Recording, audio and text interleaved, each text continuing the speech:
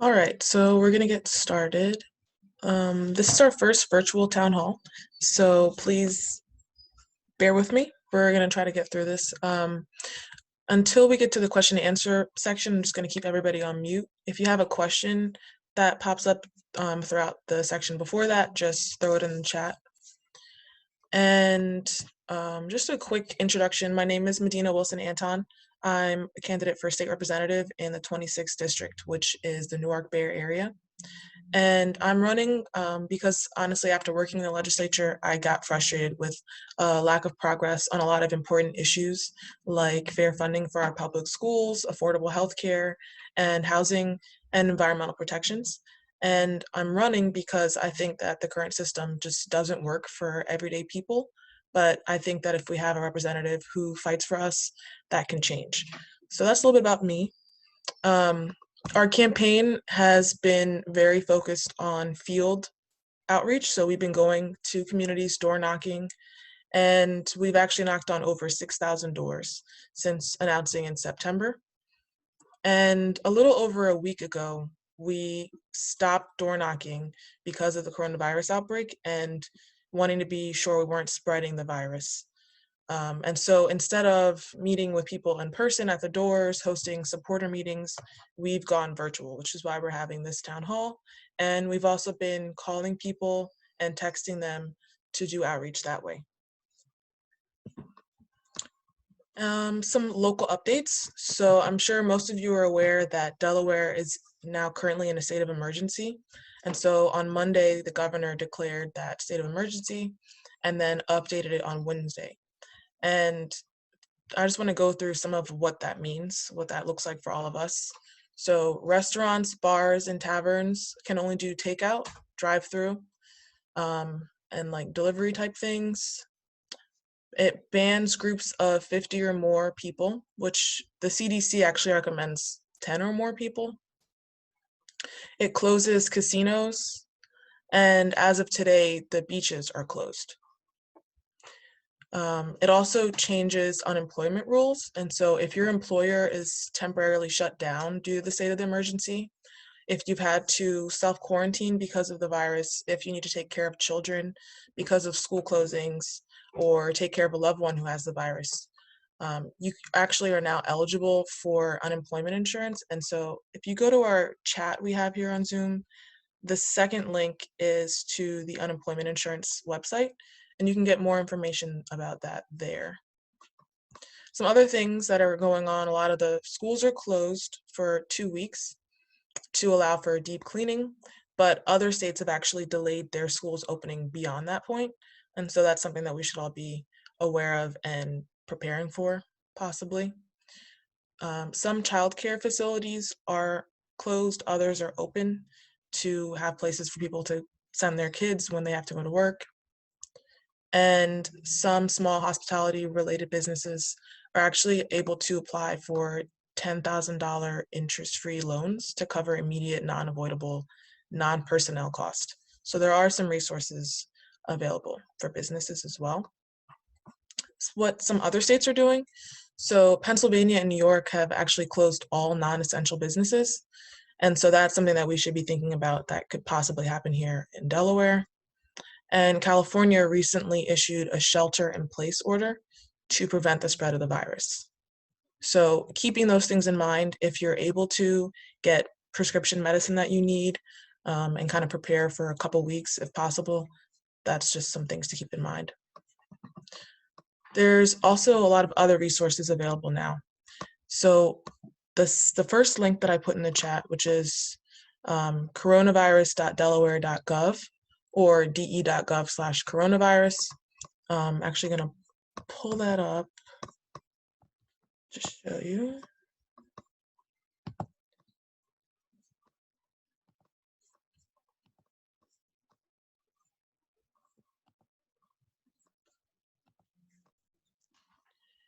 So this is a website that the Division of Public Health is keeping populated. It has information on the state of emergency, numbers that you can call if you have questions about the coronavirus, or email. It also has information about vulnerable populations, what you can do to protect yourself, information on testing, schools, healthcare. It also has a running count of the confirmed cases in the state, what counties they're in, and other resources like frequently asked questions.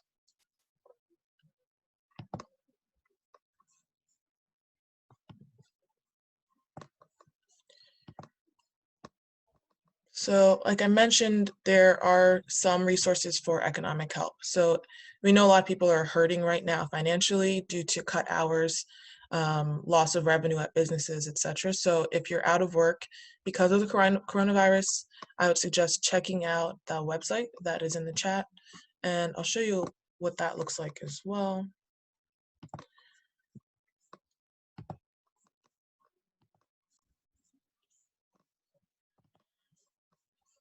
And so when you get to this website, you can actually file a claim here, and it has information on what's available for you as an individual as well as for you as an employer. And they've actually changed some of the requirements, so you no longer need, sorry, trying to mess around with Zoom here. You no longer need a medical note to prove that you're sick or that someone in your family is sick to get these benefits. There's also resources for food, access to food. A lot of students eat in school. They get breakfast and lunch in school, and with the schools closed, that's created stress on families in the community. And so there's grab and go food pickup services available. The Christina School District has these services at a couple different schools. Tarbiyah School, which is in the district, is a location for food distribution. Kirk Middle, which is off of Route 4, Shoe-Medill Leisure Elementary, and Bancroft and Bayard in Wilmington are locations. And you can pick up food there from 11 a.m. to 1 p.m. Monday through Friday, but a parent has to be present with the child. And at these pickups, you can get lunch and breakfast for the next morning. The food bank is also another resource for food, and they've been giving out emergency food every few days in Wilmington, Dover, and Georgetown. You can follow them on Facebook or follow us. We're sharing a lot of information on food resources on our social media. You can also call 211 for general help and assistance. And if anybody has ideas of other resources that they'd like to share, please let me know in the chat and I'll unmute you so that you can share that information.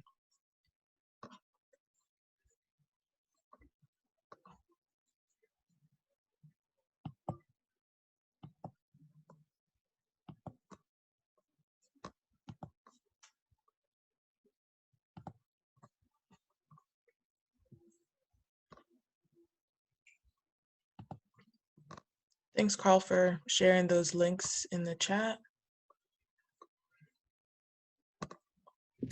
Sorry, my computer froze for a bit. Can you repeat that last thing you said? Yeah, so if you have any ideas on resources that people can access for food, for other resources, please feel free to share them. Okay. Yeah. There's a link to this Facebook group that was just started, so I'll send that. Oh yeah, so that's, are you talking about Delaware Helpers? No, it's Newark Area Mutual Aid Group. Oh, yeah, could you share that? Yeah. And there's another group, which I gotta pull up the link. It's called Delaware Helpers, and they're connecting people who need resources with people who want to volunteer or who have things that they can help with. So one of the posts that I saw this morning was there were some physicians who serve retirement homes communities, and they were having a shortage of masks. And so they posted that in the group, and then somebody who was in the group was like, you know what, let me check my garage. I think I might have some masks, and they did. And so people are searching through their stuff and then connecting with someone who can bring those to the community so that physicians are able to help people and not spread anything. So I'll put the link to that in the chat. Anybody have any other ideas?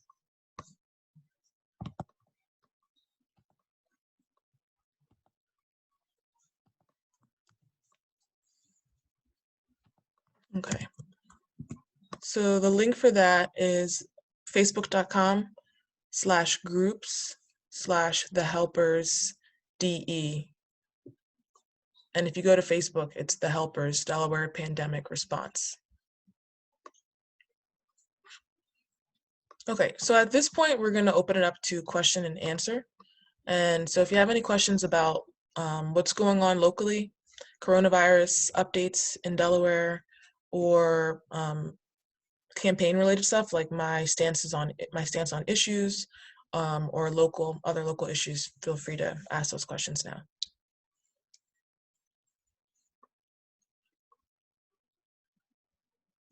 Callie has a question. Is there a place where we can collect educational resources for homeschooling kids? That's a great question. I don't know at the moment, but I want to say that I've seen something floating around on Facebook. So I will check on that now. Carl, can you see if you have any answers to these questions? Feel free to unmute yourself too. And then Anne says, I find this useful. I subscribe to updates via email. And it's a link to news.delaware.gov. The Hospitality Emergency Loan Program is one of the resources on here. Oh, this is great. Thanks for sharing, Anne. So this link has a lot of different things that are going on in the state, coronavirus being a major one right now.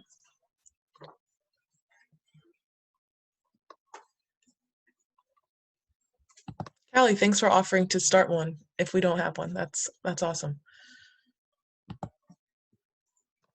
I'll connect you with some folks with other campaigns that are doing similar work and see if they have something. If not, then maybe we can work together to start one.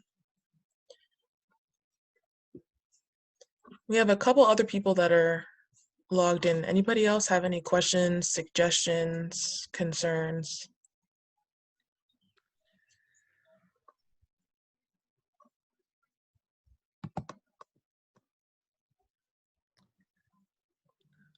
Okay. John, did you have a question? Yeah, so one of the girls I texted, her name's Rolanda, and she's a second grade teacher. She wanted to know what fully funded public schools mean to you. Okay. So I think it's important that all of our schools have books for students. So I know there are schools in the district right now that don't have enough textbooks for every child in the classroom. That's unacceptable. So I think our schools need to at least have the bare minimum, in my opinion, which is books, resources for the teacher to use. So maybe that's for younger grades, that's decorations for the classroom, that's toys for them to use that help them to explore and learn new things, books for the classroom, like to read like storybooks and things like that. Some of our schools don't have libraries. I think libraries are really important resources for schools to have, and so the Christina School District is lacking in that, and I think that we should be funding that. What other things? We're moving, I think I've seen a lot of movement towards having schools be kind of like a resource for the community, not just for education, but to have therapists and food pantries and things like that. I think that's something that's worth funding, and we should make sure that our schools, especially the schools that have high proportions of students that are low income or who are learning English as a second language or who have disabilities, they should definitely have resources like that to support their families so that they can really succeed. And then her second question was, does she have a platform for educating pregnant and parenting teen girls? I don't, but I would love to get in touch with her and hear what her thoughts are. One thing that I'm hoping to do some more research into is how we can lower the maternal and infant mortality rates in Delaware. We actually have really high rates compared to other states, especially for Black women and Black infants. And so I've been attending Black Mothers in Power campaign events They're an issue-based campaign coming out of the Network Delaware group. And so I've learned a little bit about doulas and programs to help fund them. And I'd love to learn more about how we can educate teenagers that are pregnant and mothers in general. You want me to give you her number after this? Yes, that'd be great. Okay. Thank you. Then I have one more question from somebody, but I'll let somebody else go. Okay. I have one question from Isa. Isa? Oh yeah. Basically, it was from before, but I'll write it right now. So to answer one of your questions that had to do with like homeschooling and stuff, something similar that might be able to helpful is I heard that there's a number for people who like don't have access to internet. I heard there's a number to call, and like this organization called Spectrum would offer free service to those students. So, and then I have that number right here, but yeah. So just hopefully this is a reliable number is what I'm trying to say. Okay, well, why don't you share it with me and then we can research it before we spread it beyond this Cool. group. Okay, what's the All right, number? yeah, definitely agree. So like, all right, I can just send it to you right now if that's what you want me to do. Okay, thank you. Thank you as well. And there's a question from Anne on the chat. What's your political background? Do you have children in school? I do not have children, so I don't have any in school. I have I have 4 younger sisters, but 2 of them are in the K-12 schooling system right now. And they're both home and right now playing outside, but they're missing out on a lot of educational opportunity right now because of the coronavirus. My political background, I was active in undergrad as a community organizer and political activist. I organized protests, and then as a undergraduate and graduate student, I worked down in Dover as a legislative fellow and then legislative aide. And so in those roles, I was staffing committees in the House and in the Senate. Sorry guys, my internet connection is saying it's unstable. If you can't hear me, just like let me know. But in that role, I was working by staffing committees, so I was able to hear different legislative action in the process. I worked with constituents, and so for a little over a year, I was answering phone calls from people in the district about the issues that they were dealing with. And I also have studied politics and public policy formally. I have a bachelor's degree in international relations, and then I'm working on a master's degree in public policy. So that's a little bit about my background.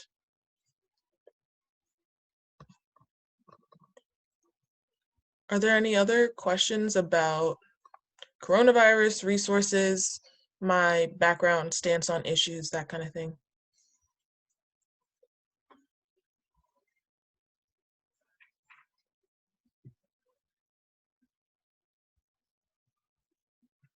No? Okay. And ask another question. Where do you go to college? Led protests of what? Cool. So I went to University of Delaware, and that's where I got my bachelor's degree and where I'm working on my master's degree. I also work there at the Biden Institute as a policy analyst. And as far as protests, I was really active in so I started a group called Students for Justice in Palestine at the University of Delaware, which advocates for human rights for Palestinians and a peaceful solution to the conflict there. And I also was involved with Black Lives Matter as an undergraduate, and so I helped host protests on campus and conversations with faculty and staff about making UD a more inclusive learning environment.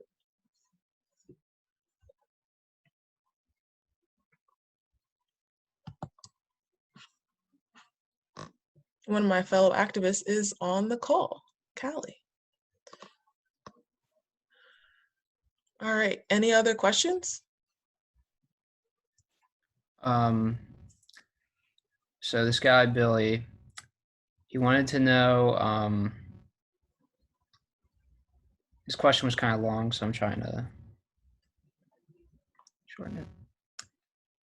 Said, ask her what she will do with the curriculum of the schools because first aid should be a mandatory class that could save lives. Also, let the kids be kids before they're adults and actually have responsibilities. What he meant by that was like he feels that kids can't enjoy themselves without feeling the pressures of standardized tests. So they aren't learning what they enjoy, but instead they learn what they're told. And if they struggle, like they barely get any help.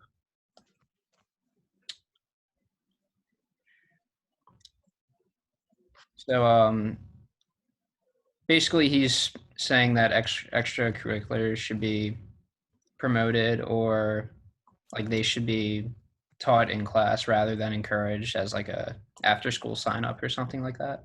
Okay, I'm just taking notes here. Hopefully that's not too loud for you all. So one thing that I've seen over the past couple of years as a movement in school scheduling is to have activity periods during the day.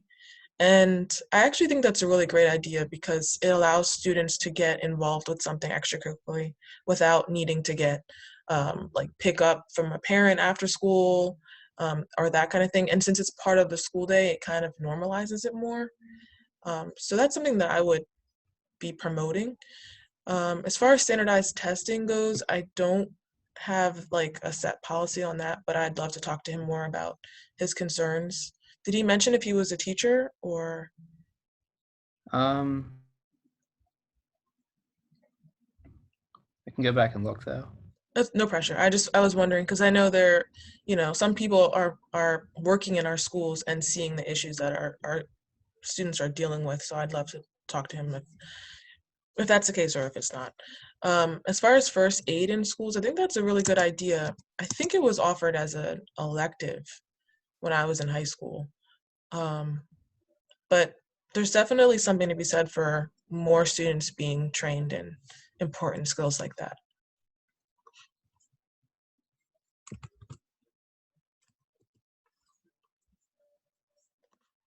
Any other questions?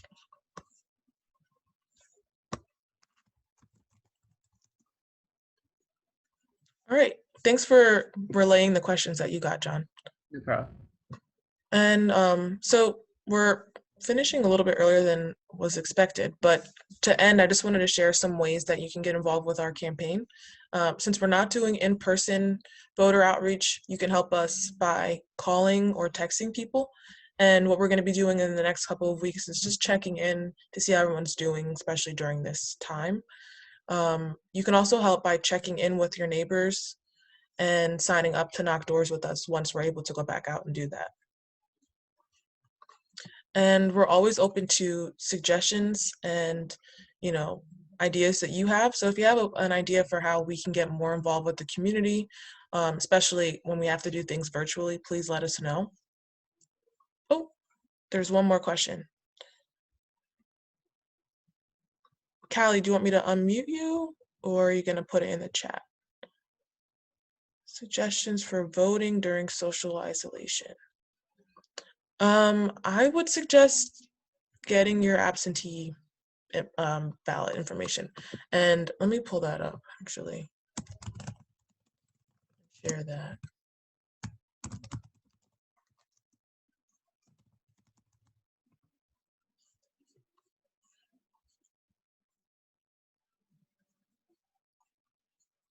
And I have heard some folks are advocating for implementing no excuse vote by mail. Right now, you have to have a reason. I'm pretty sure, Carl, correct me if I'm wrong, that if you are sick and can't go out, that would be a reason. But we definitely should be expanding that because that would make it more accessible for everyone, regardless of if there's an outbreak going on or not, to be able to vote. Yeah, sometimes the qualifications are kind of unclear, so just making it universal would be a big step forward.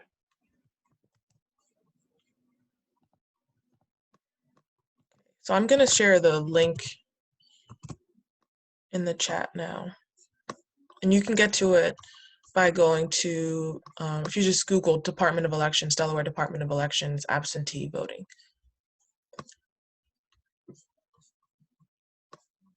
So I just wanted to share some ideas with you all as we prepare to go back to our social distancing and quarantining.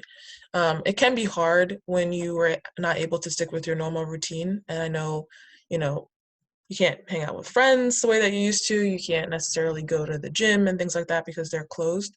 And so some of the things that I've seen as suggestions is instead of going to the gym, you can work out at home, do body weight exercises. A lot of gyms like the Y, Planet Fitness are making virtual, like online fitness classes available to everyone during this time. So if you have access to that, try that out. State parks are free right now until May 1st, and you are allowed to go outside and then get some fresh air. Just try to make sure that you're staying 6 feet or more away from other people. But that's a resource that the state has made available to everyone. So if you don't feel comfortable walking, in your neighborhood, or if you don't have a backyard, you can go to a state park. And you could also use this time to catch up on reading if you have books that you've always wanted to read that you haven't gotten time to get to, decluttering, that kind of a thing. But whatever you do, make sure that you're being gentle with yourself and unplugging from the internet and coronavirus news from time to time so that you can recharge and refresh. So I hope you all are staying healthy, mentally, physically during this time, and we're here for you if you need anything. And thanks for joining us.